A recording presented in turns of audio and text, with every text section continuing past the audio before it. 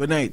Good night, St. Martin, and welcome to your favorite online internet program, www.sxmtalk.com. Of course, I'm your host, Christopher Emmanuel, and I know you're seen on the screen. We have sxmtalk@hotmail.com. There is where you can send us anything, any message you want us to talk about, whether you disapprove of something we spoke about, whether you approve of something that we spoke about. You can send us an email. We will read it off. We will discuss the topic. We will discuss the issue that was at hand that you have mentioned. Drop us a line. Let us know what you think about the program. Call a friend, call someone, and tell them to log on now to www.sxmtalk.com because we're going to have another interesting program for you as usual. I'm still on the case with our elected officials and leaders in this country.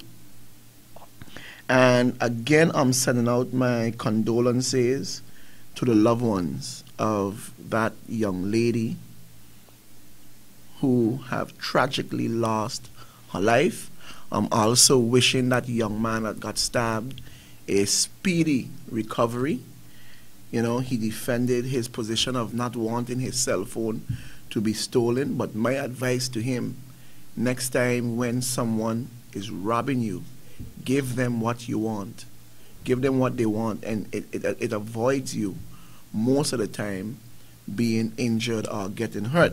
But there's an issue that I want to talk about because, again, I'm looking at something, and I'm saying to myself, probably I should wait for Wednesday, because Wednesday is when we would have the ministerial press briefing, and they would come out and talk to the press and the public at large in terms of what their ideas are and the things that they're doing. But I am so disappointed right now with all our elected officials, whether they are those from the ministry or whether they are those from the parliament. And I'm going to tell you why. Today is Monday. And these are the kind of things why people are not feeling this government. They are not feeling the sincerity. They are not feeling the concern. It's as if government is out of touch with the reality and the hurt of the people. I'm going to tell you why. Here we have a young girl that was killed over the weekend, 20 years old, stabbed in the chest. And if that wasn't bad enough, the perpetrators of the crime are 17 years. 17 years old, they turned themselves in. And I'm saying to myself now, two families are distraught, hurting, crying, screaming, bawling, because now two families have a loss, or three families have a loss. And to this day, I am saying, here is where our members of parliament and our elected ministerial appointed ministers have to come out and show some sort of apathy, show some sort of concern, you know, show some sort of sympathy and speak out with a harsh and stiff tone about the criminal activity and about the youth involvement in these sort of crimes on St. Martin. Say something to the public, for crying out loud. We don't want to hear from the police department, nor do we want to hear from the prosecutor's office. We want to hear from our elected officials. How do you feel about this incident that happened over the weekend with this young girl? Say something to the public. Say something to the people. Say something so the people can say, boy, you know, these people understand the hurt. Now, we have the doctor that came and pronounced the young girl dead. And of course, it was a member of parliament, Dr. Ruth Douglas, right? And I would want to believe that the good member of parliament have seen a lot of this. But say something in terms of encouragement, because what is happening now, you're scared to send your young child to the store. You're afraid to walk the street. Where is the security in terms of our members of parliament, our ministers saying, St. Martin, we're going to tackle this issue with a stiff and serious hand. Okay? And again, look at the area, look at the place where it happened. I was listening to the news today and hoping to hear somebody in authority to come out and say this was truly a sad weekend in St. Martin. Because of the accident, because of the murders, because of the crime. Say something to the people. You guys are it's like you're living in a different country. You're on a different planet. It's as if you're not feeling and understanding the hurt, the concern of the regular, normal person here on St. Martin. You guys seem to be out of touch with the reality. And I'm coming back to that point again with this excursion at GEBE. I still don't get it, for crying out loud. People are calling out for relief from GEBE, but you guys are having an excursion down at GEBE. I still can't get over that. I don't understand. And then the President of Parliament have the audacity to come on the radio and explain the reason for the excursion and telling us that, oh, here we have the company that produces electricity and, you know, that distribute. Who cares whether they distribute water or not and how they function? St. Martin people don't care about that. We don't want to know about that. What we want to know is a company that makes in a profit of 22 million a year. How are they going to ease the burden on the small man? How are they going to ease the fuel clause? How are they going to ease the hurt, the pain, the amount, the money? How are they going to ease the burden on the regular man on the island? That and those are the things that people want to know about. So yes, I'm going to come here every night when we have a program and continue talking about the manner in which our members of parliament and our ministers are out of touch with reality of what is happening here in St. Martin. You know why? Because they want to build tunnels. They want to build justice parks. They want to build causeways. They want to build ring roads. But nobody want to build human resource and on the people of St. Martin. Nobody, everybody want to develop this and develop that, and nobody want to take some time and develop a brain. Look at education and the school system here in St. Martin. Nobody wants to focus on that. And I'm asking our Minister of Education that came out of the field to seriously take a conscious look and operate outside of the box. Shake up this educational system. Remove who you got to remove. Replace who you have to replace. Initiate projects. Initiate solutions. Education is in shambles in this country. So, I could come here and I can talk all niceness all the time, but I have to focus now on government. When government is right, I'll say, people, government is right. Like the whole issue with their salary and their 10,000 in this, I am totally against those sort of things. Okay?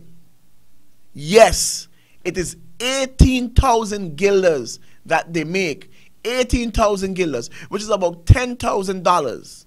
But after taxes, about 8,000 to 9,000 guilders goes into taxes. So members of parliament go home with about 10,000 to 9,000 guilders, which we round off to about $5,000, $5,500.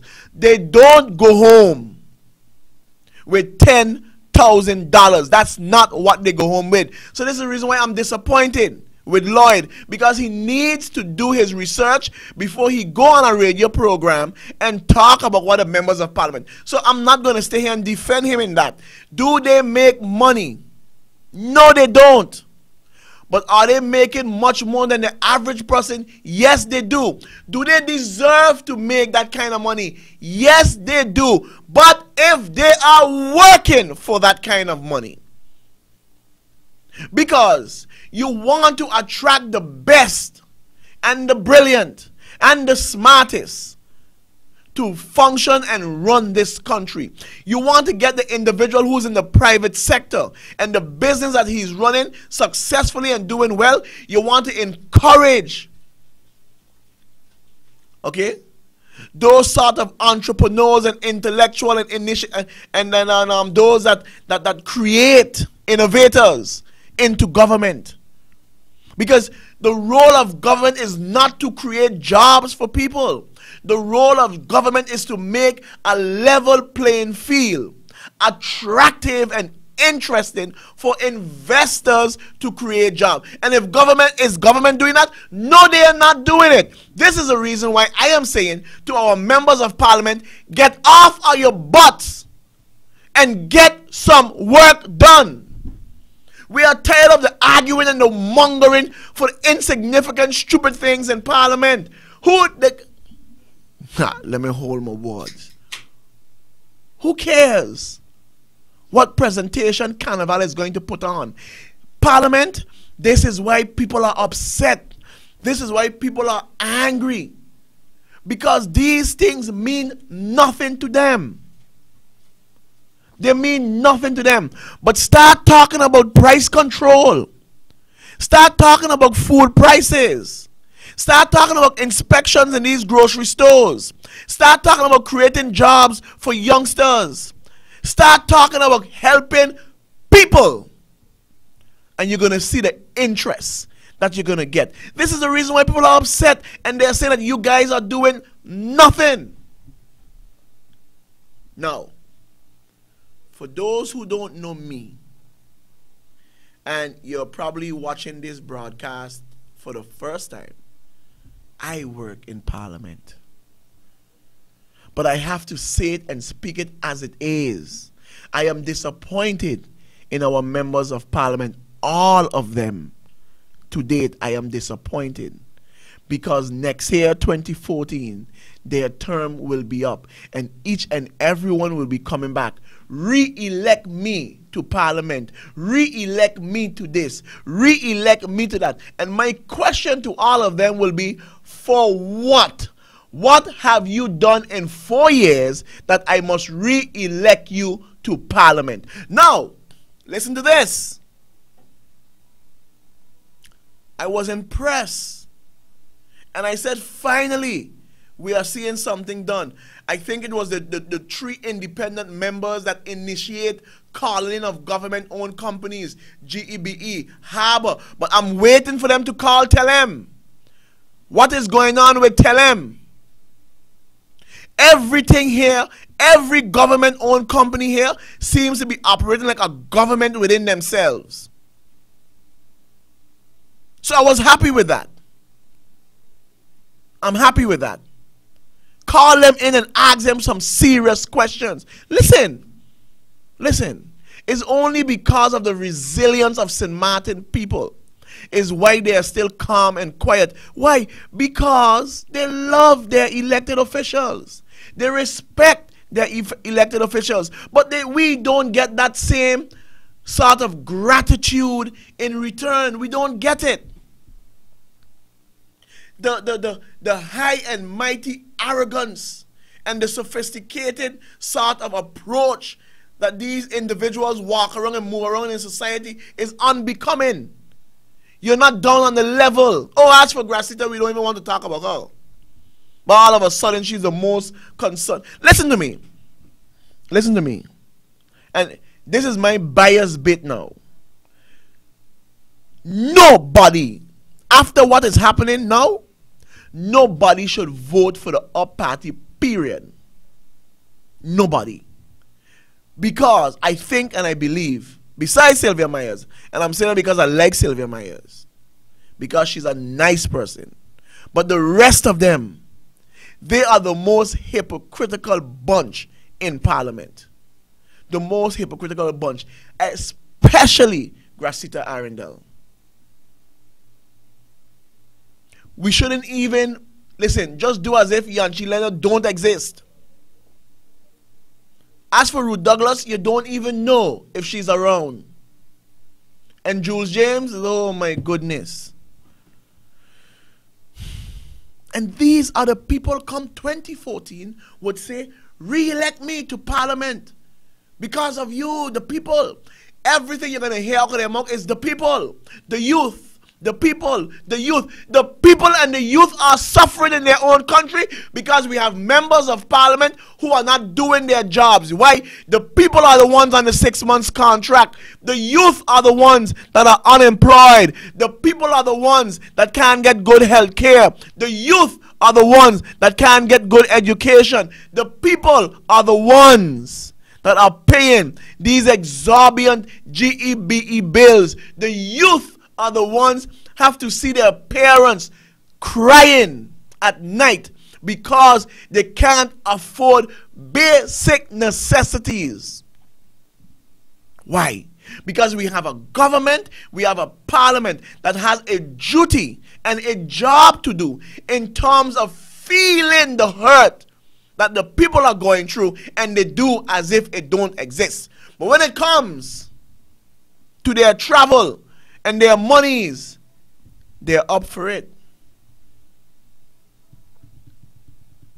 Yes, I have to say it because people meet me, they call me and they talk to me and they say, Chris, things are not getting good. Things are not looking good. Things are not getting better. And I'm trying to figure out, if they are coming to me, that means they must be going to you guys also. What is it that you tell them? What is it that you tell them? Who's on this committee and who's on that committee? Who's doing this and who's doing that? Parliament, government, you're out of touch and you're going to pay for it at the polls. I am saying this, especially to my faction, my party. Get up, wake up. The people have entrusted you with a job. Get up, wake up, and start working for your constituents. Because elections is right around the corner, and the people will not forget the things that you have not done for them. Start talking, start doing. There must be something tangible that can come out of Parliament, that the people can say, thank you guys, you have heard our cries. But as it is right now, nothing is coming out of Parliament. Nothing is coming out of government for the people. Everything is for yourselves, your cronies, and your friends. And some point in time, these things must stop. We simply cannot continue in our country in this manner. It is unacceptable. And I don't care who get vexed, who get upset. I am speaking the truth. You guys are leaders, but you're leading us to nothing. You guys are leaders, but there's no vision.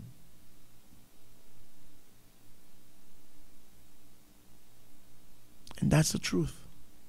Do we respect you? Yes, we do. Do we believe you can get things done? Yes, we do. Do we want you guys to get things done? Yes. But are you guys doing it? No. You can't be in a decision-making position and you're making a decision about nothing. 4 years are going to come from 10-10-10 to 2013 is 3 years with a functioning of our new country and with a parliament, with legislators who have been crying and screaming down the old system. Now that you have the power to get things done, we are crying foul. It's a farce. Because we are seeing and we are believing now that 10-10-10 is only benefiting politicians. So prove us wrong, members of parliament. Prove us wrong, ministers, and start working for the people and stop being a government of nothing. Take care of yourself, St. Martin. This is our program for tonight. God bless each and every one of you guys. Goodbye.